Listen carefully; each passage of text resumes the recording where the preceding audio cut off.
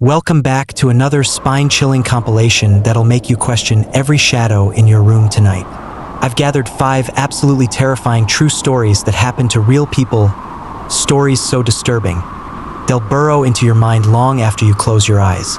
These are raw, unfiltered encounters with the unexplained that left their victims forever changed.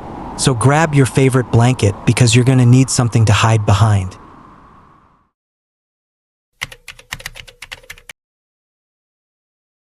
They say nothing bad ever happens in small towns. But in Dry Creek, people don't just disappear. They fade, slowly, like they were never there. It started with one man, then a boy, then a family of 3. No break-ins. No signs of struggle. Just gone. And right before each one vanished, they all said the same thing. They heard knocking from inside the walls.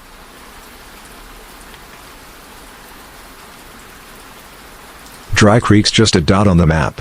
One gas station, one school, one road in, one road out. The kind of place where everybody knows everybody. And everybody keeps quiet. Back in '97, there was a house on the edge of town. It sat empty for years. Windows boarded up. Grass dead. People crossed the street to avoid it. Locals said it was haunted. Cursed. Evil. Then a new family moved in. The Harpers. They said the stories were just talk. Old town rumors. But on their second night, their daughter started screaming. She said someone was standing at her bedroom door. But there was no one there. The Harpers said it was just a nightmare. That kids imagine things. But by the end of the week, their daughter wasn't sleeping at all. She said it came back every night. The figure at her door. Always standing. Always watching. And always right before 3 a.m. Then the knocking started. Soft at first. Like fingertips tapping inside the walls. Then louder. Faster. Closer. Mr. Harper ripped open the drywall with a crowbar. There was nothing there. No pipes. No rodents. No space to hide in. Just old wood. And a word carved deep into the beams. Mine. That night, the daughter sleepwalked out of the house. She was found in the woods. Barefoot. Staring at the sky. She kept repeating the same sentence, over and over again. He's coming through the floor. He's coming through the floor. And then she stopped speaking. For good. The Harpers packed up and left 2 days later. No warning. No goodbyes. They left the lights on, the food in the fridge, even their dog. Just gone. After that, the town tried to forget the house. But then the sheriff came forward. He said it wasn't the first time something like this had happened there. Back in 1964, a family of 4 lived there. Same house. Same room. Same stories. Voices and events. Knocking behind the bed. A child that stopped talking. And then, just like the Harpers, they vanished too. The sheriff said there was one photo left behind. It was blurry. Dark. Almost too damaged to make out. A shadow at the far end of a hallway. Barely visible. But if you looked closely, you could see it. A tall figure at the end of the hall. No face. No eyes. Just standing there. That photo is still locked in an evidence drawer. Labeled unexplained. No one talks about it anymore. Not officially. The house has stood for over 100 years. Locals call it the Bend House. Because the road bends around it like it wants nothing to do with it. But before there was a house, that land was something else. Old county records show it was once the site of a small tuberculosis hospital. Built in 1913. Burned down in 1917. 23 patients died in that fire. But only 22 bodies were found. People said they could still hear a coughing from the woods. Others swore they saw someone watching them. From the second-story window of a building that wasn't there anymore. Then in the 1940s, the land was sold. Cheap. No one wanted it. Until a man named Horace Dell bought it. Said he wanted peace and quiet. 3 months later, he was found dead in the basement. No signs of trauma. No poison. No cause of death. But his fingernails were torn off. The sheriff at the time wrote one line in his notes. Found with eyes open. Looked terrified. I told him not to stay there alone. After that, no one stayed long. One constant across all the stories? The knocking. Always around 3 a.m. Always 3 knocks. No more. No less. Some say it's a warning. Others say it's an invitation. I spoke to people who lived in Dry Creek their whole lives. People who don't scare easy. And they all had a story. Jared Finch, 62 years old. Retired mechanic. He says when he was a boy, he saw someone crawl out from the storm drain near the house. Said it moved like its bones were backwards. It smiled at me. But it didn't have a mouth.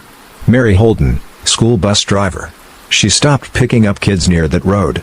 Said the last time she did, a little girl walked on board, but never got off. Then there's Kyle Booker, town electrician. Called to the house after power kept flickering.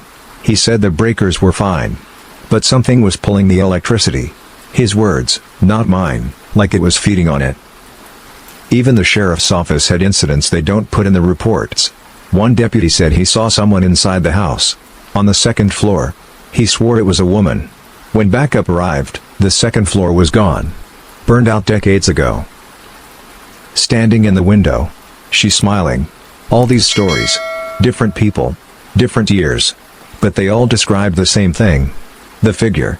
Tall. Still. Always watching. And when they try to describe its face, they all say the same thing. There wasn't one. All the stories start to sound the same after a while. Different people. Different years. Same house. Same knocks. Same shadow. But there. I kept asking myself, what is it? A ghost? Some spirit left behind? But the stories go back too far. Too many missing pieces. Some folks think it's the land. Something buried there long before the town even existed. One of the local elders told me the forest used to be a burial site. Not for people. For something else. Others think it's not a ghost at all. That it's alive. Not dead. Not human. Just waiting. Something's down there. It's moving under the floorboards. Some think the knocking is a warning. But the sheriff, the old one, he said it best.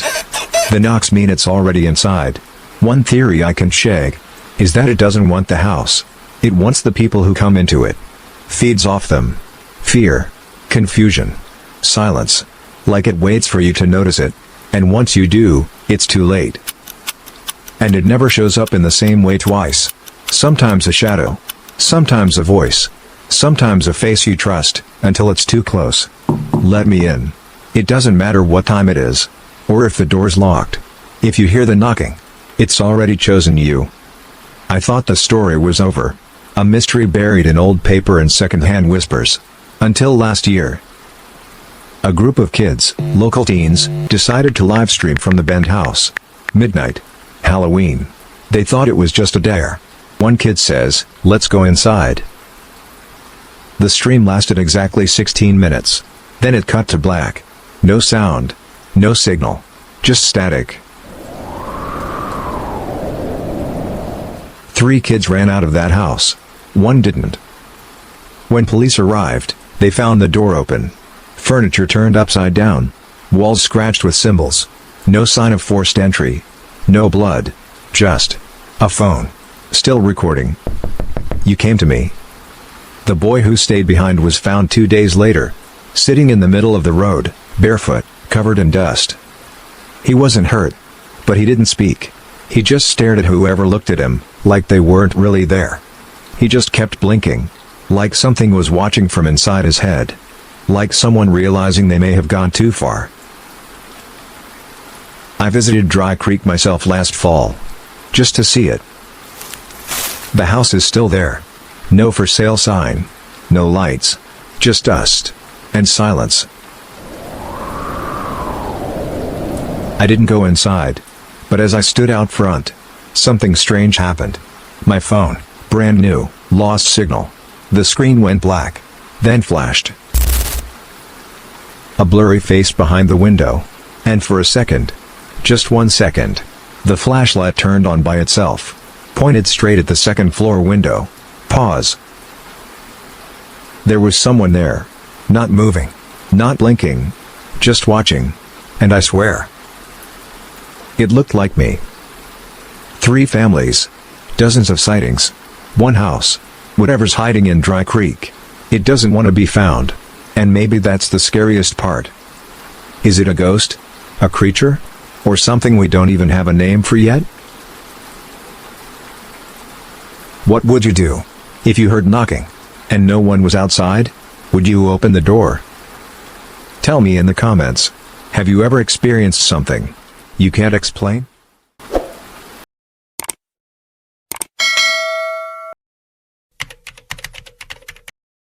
In towns like these, people disappear quietly. No headlines, no search parties, just gone. Ashridge Hollow isn't on most maps. Blink and you'll miss it. 1 road in, 1 road out. Maybe 24 homes scattered across old hills and trees that grow too close together. It's the kind of place where people wave at each other even if they don't really talk. Where kids grow up fast and stories spread faster. But the thing about stories is, sometimes they're not just stories. Back in the summer of 1996, a boy named Eli started hearing things on his shortwave radio. Static, voices. He thought it was just interference. Maybe someone messing around. But within 3 months, 1 man had vanished. A dog went missing. And Eli was never the same again. This is what happened in Ashridge Hollow. If you believe in science, this story is full of them. If you don't, you might want to start. Ashridge Hollow was never meant to be more than a stop on the way to somewhere else. It was founded back in 1868, during a coal boom. Folks came for work, stayed for family. The town grew just enough to have a church, a school, and a diner that stayed open way too late. But when the mines dried up in the 70s, so did the people. Businesses closed, homes emptied.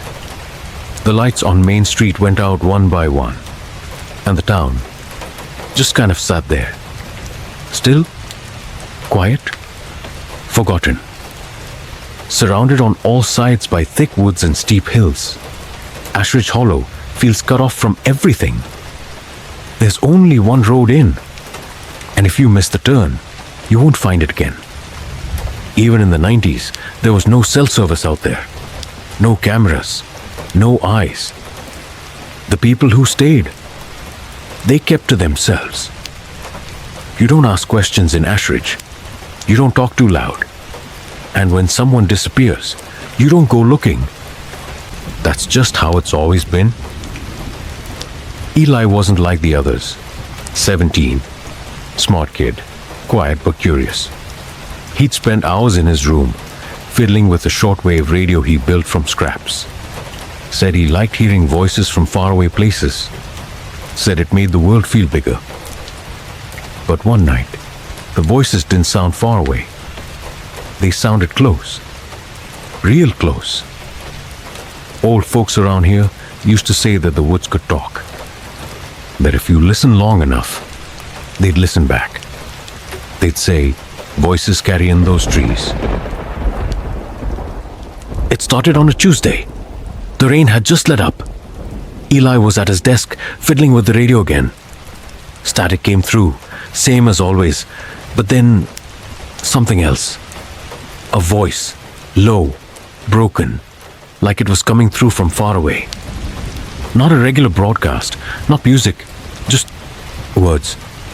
He thought maybe it was some old trucker signal bouncing off the clouds. That happens sometimes. But this sounded off. The voice didn't speak the way people do now. It had this slow, dragged-out rhythm, like something from another time. At first, he could only make out a few words. Don't follow. Marked. The hollow calls. Stuff like that made no sense, but he wrote them down anyway. The next day, he brought it up to the sheriff, showed him the notes, told him what he heard. The sheriff just smiled, told him to stay out of the woods and maybe get more sleep. That was the end of that conversation. But Eli couldn't let it go. He started staying up later, listening longer. Sometimes the voice would disappear for hours. Then out of nowhere, it'd return, louder, closer. Then one night, he heard what sounded like breathing, right there in the static. And it wasn't coming through the speaker. It was coming from behind him. Eli turned, heart racing. Nothing was there. Just the dark. Just the rain tapping the window. He figured he was imagining things, but the feeling didn't go away. Later that week, he walked into the woods with a flashlight and a tape recorder. Wanted to see if he could find where the signal was coming from. About a quarter mile in, he found something strange. Symbols, carved into tree trunks, deep, almost angry. Circles, lines, a shape like an open eye. They looked old, but fresh. He took a photo with a disposable camera. But when he developed the film a few days later, that frame was blank. That's when Mr. Beecham got involved. Old man. Lived in a cabin near the creek. Everyone in town knew he'd seen things. Most people just didn't ask. He saw Eli walking back from the woods, mud up to his knees, called him over, told him to sit. Didn't ask what he was doing out there, just looked him dead in the eye and said, "You don't listen to the woods, son. That's how they find you." Eli smiled, nodded, said thanks, then went home and turned the radio back on. The next night, the voice came through again. But this time, it said his name, Eli. Clear, slow, like it was trying to get his attention. And it worked. He stayed up all night, didn't sleep. The sun came up, and he still sat there, just listening. He didn't tell anyone, not even his parents. But after that, the voice never went away. The first thing to go missing was a dog. Belonged to the Denvers, an old couple who lived out past the gravel road. Big black lab named Charlie. Real friendly, never barked much. One morning, he just wasn't there. Gate was open, no sign of struggle, no paw prints, nothing. The Denvers asked around, walked the tree line with flashlights. Nobody had seen him. Nobody heard anything. After a few days, folks stopped asking. Then a week later, the mailman didn't show. Greg Stanton, mid-40s, drove the same white Jeep every day, same route. Rain or shine, you could set your clock by him. He left the post office just after 6 p.m. Never made it home. Jeep was found parked sideways under power line. Driver's door still open, keys in the ignition, mail still in the back. At first, the sheriff said the storm got him. Maybe Greg tried to walk it, got lost, slipped, you know how it goes. But there was no storm that night, just rain. That's when people in town started whispering about the dog, about Greg, and about Eli. He kept quiet, but something had changed. He wasn't sleeping. Eyes were bloodshot. Clothes always damp. Said the radio wouldn't stop. And it didn't. The voice would come and go, but it always came back. And then, one night, it started saying the same thing over and over. He's marked now. Eli wrote it down, word for word. Same voice, same tone. Always just before the rain picked up. Then came the scratching. It was late, after midnight. His folks were asleep. Eli was at his desk, headphones on. The voice had gone quiet, static humming in his ears. And then scratch, right at the window. He froze, didn't move. Another scratch. Slower this time, like nails against glass. He turned off the radio, crept to the curtain, and pulled it back, fast. Nothing, no one, just trees, just rain. But when he stepped outside the next morning, there were footprints in the mud. Not his, too wide, too deep. They led from the woods, straight to his window, then back again. After that, things got worse. The voice changed. Not just words now, but tones. Sounds he couldn't place, like old music from a broken machine. And Eli started getting sick. At first, he thought it was just the flu, but it wouldn't go away. He ran a fever for days, stopped eating, started mumbling in his sleep. He told his mom he kept dreaming of the woods, that he wasn't just in them, he was part of them. Trees growing over his arms, roots around his legs. A voice in the dark, whispering his name. He'd wake up soaked in sweat, rain still falling, radio still on. And every single time, the same line would be waiting for him. He's marked now. They say if you dig deep enough in any small town, you're gonna find something people tried to bury. Sometimes it's just stories. Sometimes it's more than that. Eli didn't set out to uncover anything.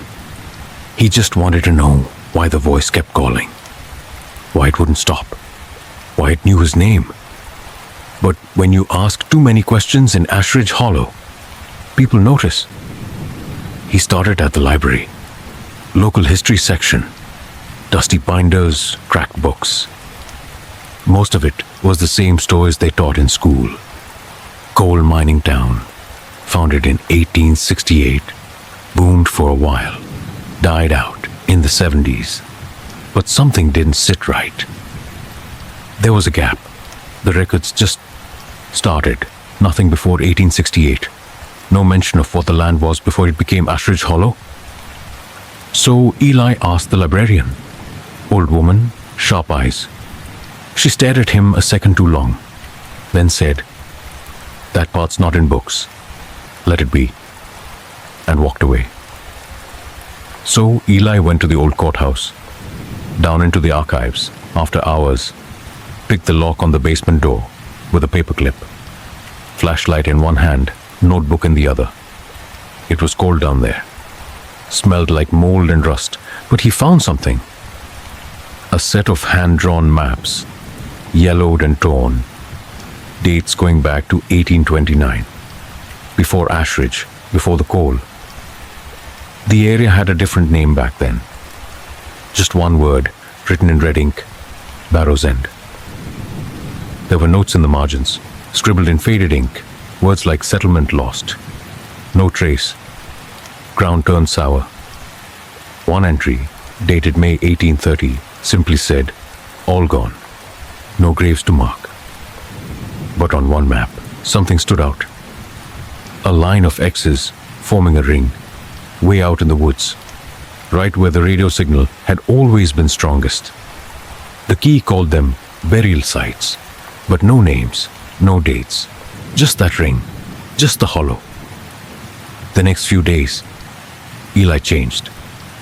He was tired all the time, skin pale, hands shaking, said he couldn't sleep. But his mom kept finding him outside in the morning, barefoot, soaked from the rain, standing at the tree line, staring in.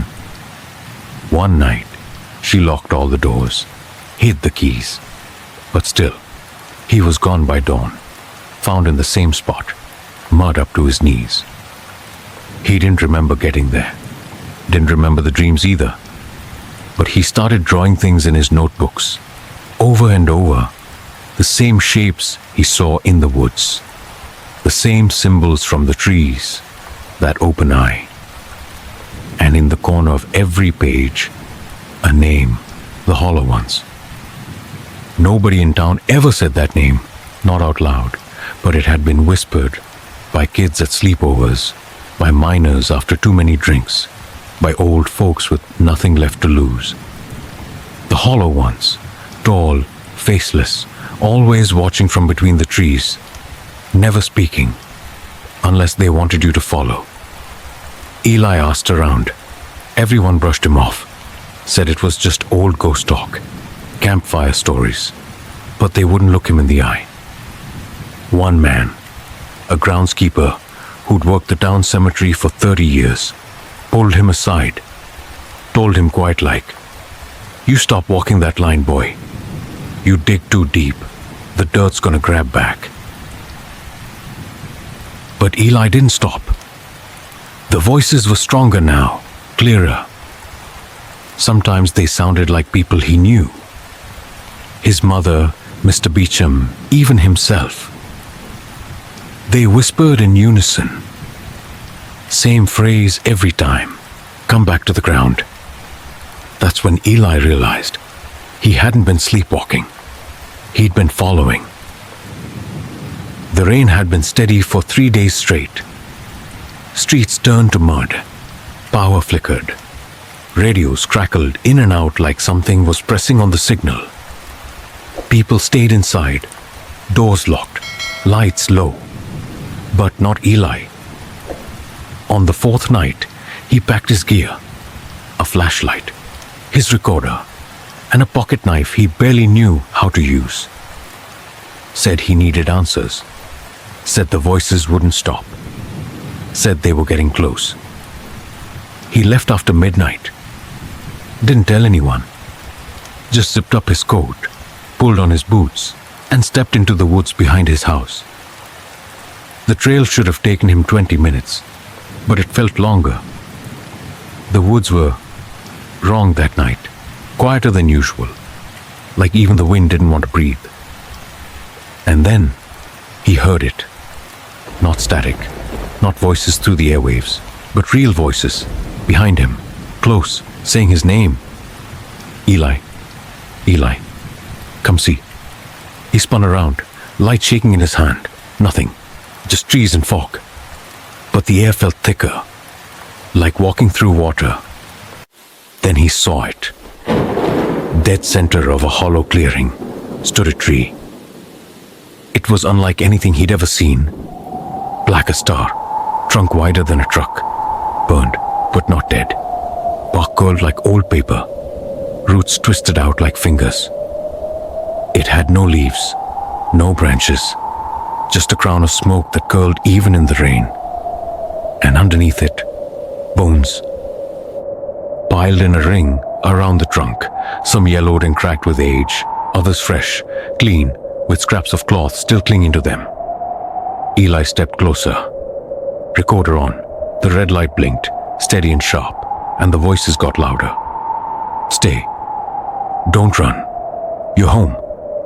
He dropped to his knees, looked at one skull, small, maybe a child. Then the air shifted. The forest around him moved. He turned to run, but the trail he came in on was gone, replaced by another, then another, paths twisting like a maze. And no matter which way he turned, he ended up right back at that tree. His flashlight flickered. The air buzzed with static. The trees whispered. He ran again, this time harder, tripped once, got back up. Then something brushed his shoulder, cold and wet like fog with fingers. Branches scraped across his coat. Mud pulled at his feet.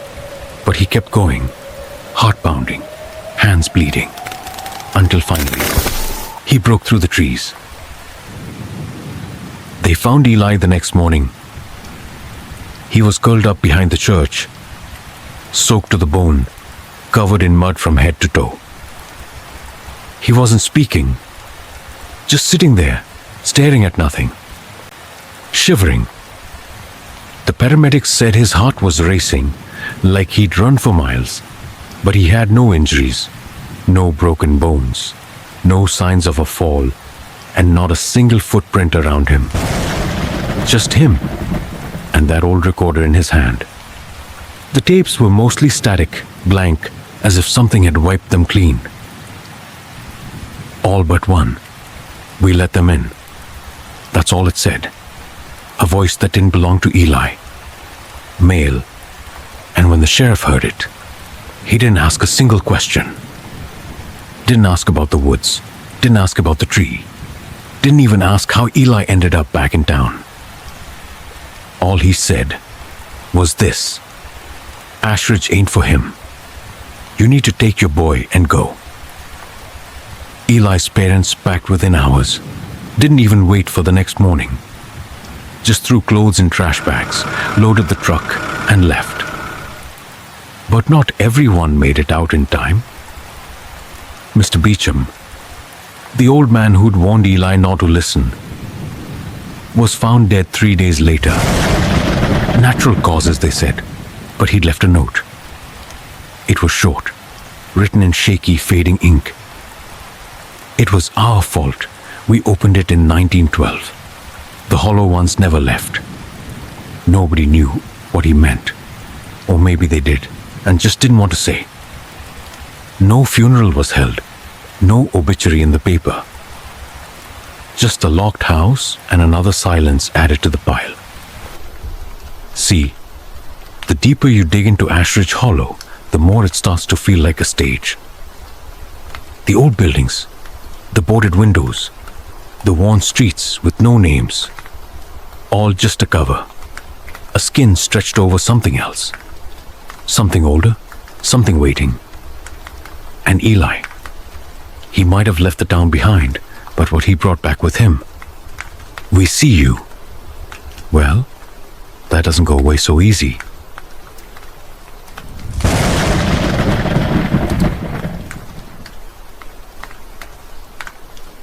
It's been over 10 years since Eli left Ashridge Hollow. He doesn't talk about it in public. Changed his name, got an apartment in the city, got himself a job at a tech repair place, lives alone, keeps to himself. But sometimes, late at night, he still listens. Still has that old radio, keeps it locked in a metal case under his bed. Says he hasn't turned it on in years. But he lied. Last fall, on a night just like this one, cold, raining, full moon overhead, he posted something online. No name, no picture, just a black screen and a title. My story, don't listen too long.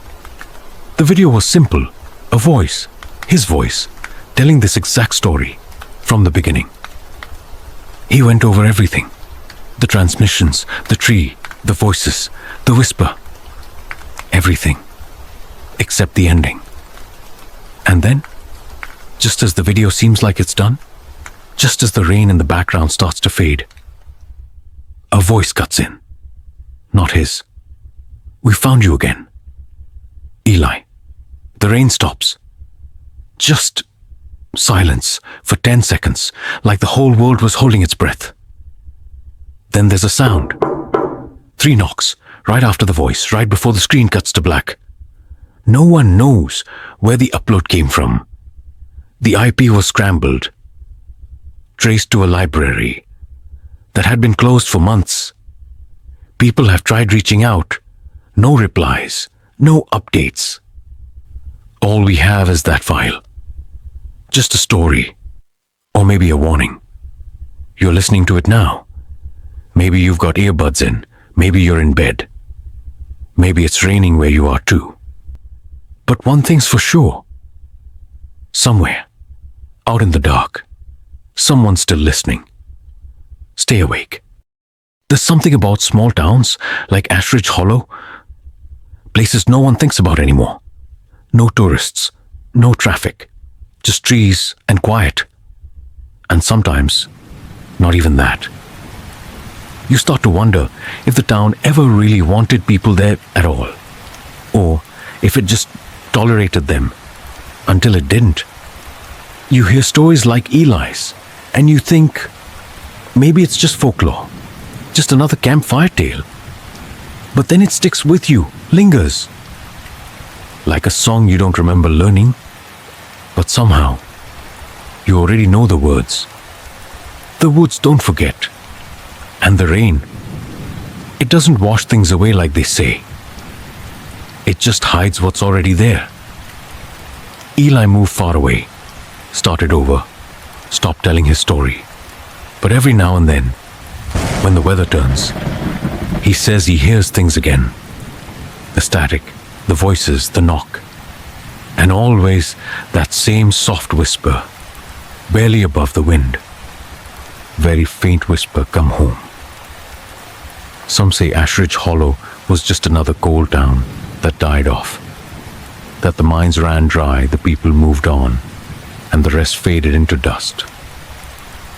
But others, people who've been there or heard the stories passed down in whispers and side-eyes, they know better. They know some towns don't die. They just go quiet. Wait for someone to listen again. So, if you ever find yourself on a back road, fog rolling in, radio picking up something that's not quite music, don't stop, don't turn around, don't answer the knock. And whatever you do, don't listen too long.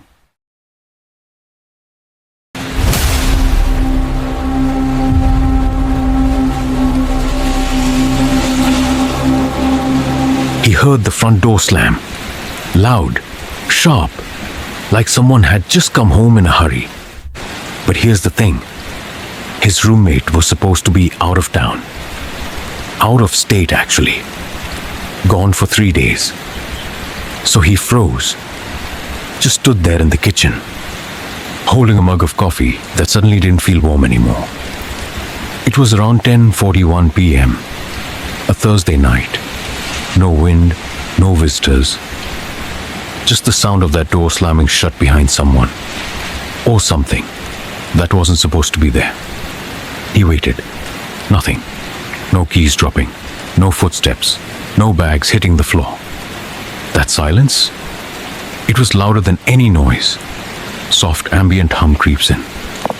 He walked toward the living room. Slowly. You know how sometimes your body knows something's wrong before your brain catches up? That was him. Every hair on his arms was standing up. The hallway lights were off. But down at the end, her bedroom door was open. Not all the way. Just a crack. Wide enough to see the closet light was on. That closet light never stayed on. She always turned it off. Always. "Lena?" he called out. Nothing. He tried again, softer this time. "Lena?" Still nothing. Then he noticed it. Her bedroom was freezing. The kind of cold that doesn't make sense. Like the AC kicked in just for that room. He stepped inside, one foot on the carpet, the other still in the hallway. That's when the closet door creaked open, just a little more. He didn't want to look, but he did. The closet? Empty, no shoes, no suitcase, no clothes. Just a bare space with a single hanger slowly spinning like it had just been bumped. Then, something moved behind him. He spun around. There she was. Lena, standing in the hallway. No bags, no coat, no expression. Just standing there, silent, still. "Lena?" he asked again. She didn't say a word, didn't blink, didn't even breathe. He stepped closer. She turned and vanished. Not ran, not walked. She just blinked out like a light switch. 1 second there, the next gone.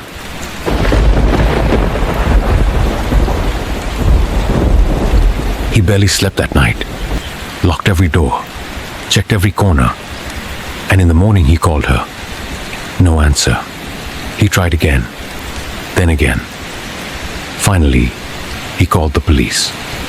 The woman on the other end went quiet after he said her name, and then very calmly she said, "Sir, Lena Carson was in a fatal accident last night, around 8:45 p.m. He dropped the phone, couldn't move, couldn't speak. She was dead, but he saw her, heard the door, felt the cold. Later that week, building security gave him the hallway footage, just to help ease his nerves. At 3:06 a.m., the camera showed two figures in the apartment, both in bed, both asleep, him and Lena. The timestamp never skipped. There were no glitches, no edits. The last footage of her alive was in that hallway.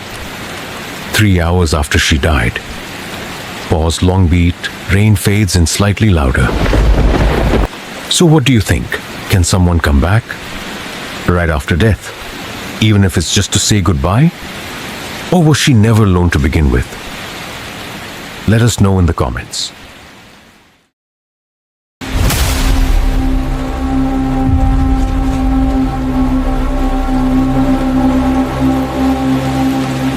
They hiked into the woods on a Saturday. Mid-morning, clear skies. Just two friends, a day back, and a plan to be back before dark. They weren't thrill seekers, just two normal guys, Jack and Milo, trying to unplug for a few hours. No tents, no gear, just water, granola bars, and a map app. The trail was marked, well kept, and for the first few hours, it felt like any other hike. Birds, footsteps, that crunch of dirt under your boots. But then, something changed. It started small. Jack checked the app, he frowned, zoomed in, refreshed it, looked up, then back down. Weird, he said. We've been walking in a loop. Milo laughed at first, said maybe they missed a turn. But Jack wasn't smiling. They hadn't taken any turns. The app showed they'd circled the same patch of forest 3 times, same direction, same speed, but they never turned around. Let's backtrack, Jack said. But when they turned to head back, the trail was gone. Not overgrown, not covered, just not there. It was as if the trees behind them had shifted, like the forest had closed in behind them. They left markers, sticks in the ground, twigs shaped like arrows, but every time they stopped and looked back, the markers were gone, not kicked over, not moved, gone. And the silence? It crept in, slowly. No birds, no rustling. Even the wind had stopped.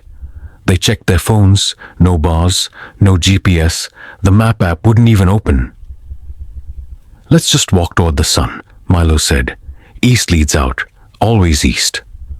So they walked and walked and walked, but the sun never moved. Jack swore it was still morning. Milo said it felt like afternoon. Both of them were sweating, hungry, tired. That's when they saw it. A light, faint, flickering through the trees. Not a flashlight, not a flare.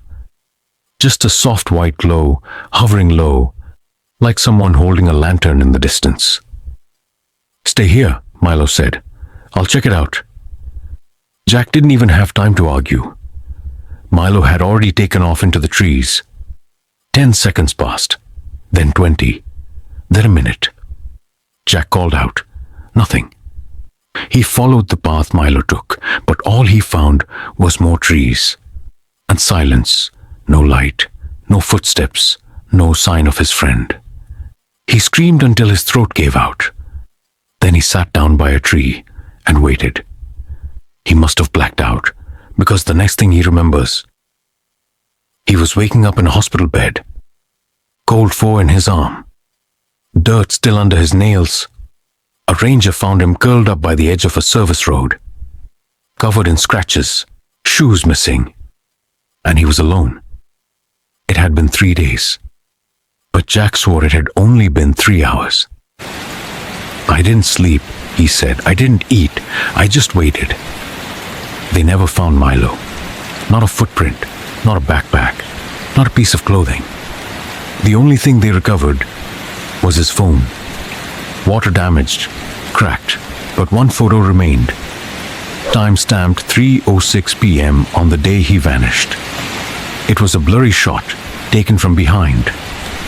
Jack in front, Milo holding the phone, but standing just a few steps behind them was a third figure. No face, no details. Just a tall, shadowy shape.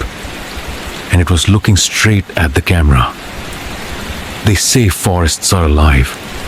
That if you walk deep enough, long enough, something might find you. So, have you ever been lost out there? Ever feel like something didn't want you to leave? Drop your story in the comments. We'll be watching.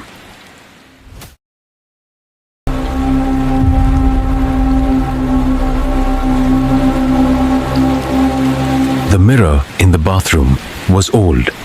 Not vintage, not charming, just off. It wasn't crooked. It wasn't cracked. It was just wrong. It hung over the sink like it had been there forever. Bolted to the wall. Edges sealed. No way to move it. But here's where it gets strange.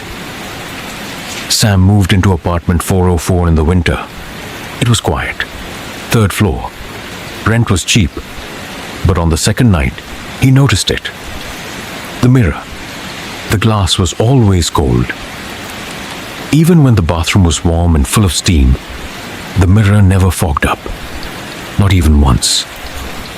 At first, he brushed it off. Maybe the ventilation was just weird. But then came the smell.